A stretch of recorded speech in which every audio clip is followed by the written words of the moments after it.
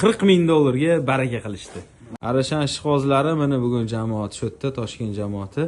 Ramin akam mana Sho'gat akamga ikkita qo'chqorni xudo xolisa $40,000 baraka qilishdi.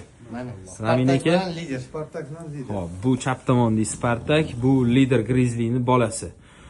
Okalar, bu qo'chqorlar zot olish uchun sotib olindi.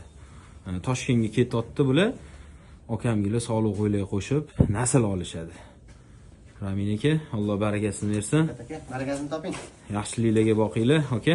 Qanaqa niyat qilgansiz o'sha niyatlaringizni aytib boring. Ustoz salomat. Barakasizlik qilasiz bu yog'iga. Bo'ldi aka, Shavkat.